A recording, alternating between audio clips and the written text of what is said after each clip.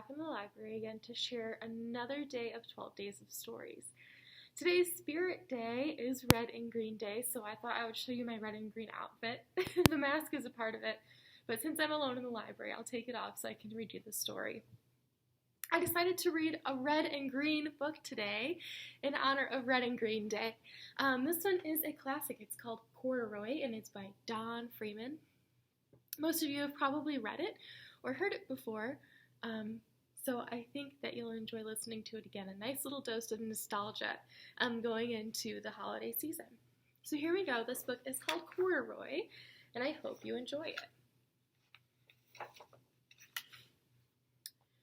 Corduroy is a bear who once lived in the toy department of a big store. Day after day, he waited with all the other animals and dolls for somebody to come along and take him home. The store was always filled with shoppers buying all sorts of things, but no one ever seemed to want a small bear in green overalls. Then, one morning, a little girl stopped and looked straight into Corduroy's bright eyes. "Oh, Mommy," she said, "look, there's the very bear I've always wanted." "Not today, dear," her mother sighed. "I've spent too much already. Besides, he doesn't look new. He's lost the button to one of his shoulder straps." Corduroy watched them sadly as they walked away. "I didn't know I'd lost a button," he said to himself. "Tonight, I'll go see if I can find it."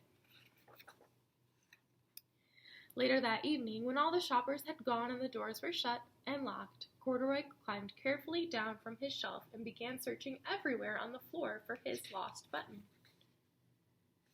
Suddenly, he felt the floor moving under him. Quite by accident, he had stepped onto an escalator, and up he went.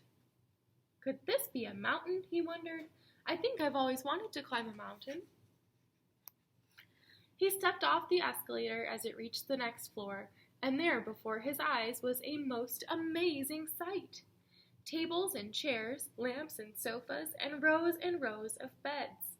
"This must be a palace," Corduroy gasped. "I guess I've always wanted to live in a palace." He wandered around admiring the furniture.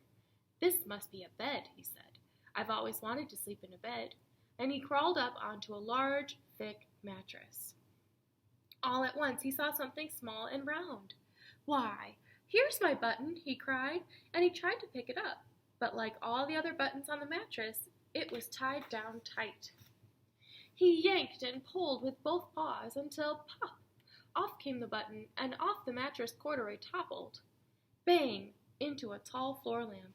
Over it fell with a crash. Corduroy didn't know it, but there was someone else awake in the store. The night watchman was doing his rounds on the floor above. When he heard the crash, he came dashing down the escalator. "Now, who in the world did that?" he exclaimed. "Somebody must be hiding around here."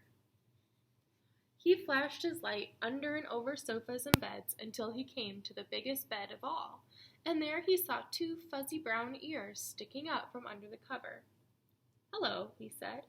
"How did you get upstairs?" The watchman tucked Corduroy under his arm and carried him down the escalator, and set him on the shelf in the toy department with the other animals and dolls. Corduroy was just waking up when the first customers came in the store in the morning, and there, looking at him with a wide, warm smile, was the same little girl he'd seen only the day before. "I'm Lisa," she said, "and you're going to be my very own bear.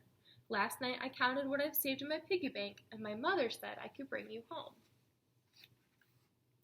"Shall I put him in a box for you?" the saleslady asked. "Oh, no, thank you," Lisa answered, and she carried Corduroy home in her arms. She ran all the way up 4 flights of stairs into her family's apartment and straight to her own room. Corduroy blinked. There was a chair and a chest of drawers, and alongside a girl-sized bed stood a little bed, just the right size for him. The room was small, nothing like that enormous palace in the department store. "This must be home," he said. "I know I've always wanted a home." Lisa sat down with Corduroy on her lap and began to sew a button on his overalls. "I like the way you are," she said, "but you'll be more comfortable with your shoulder strap fastened." "You must be a friend," said Corduroy. "I've always wanted a friend." "Me too," said Lisa. and gave him a big hug. The end. That's the book called Corduroy by Don Freeman. I hope you enjoyed it, and I hope you'll come back tomorrow for another story. Bye!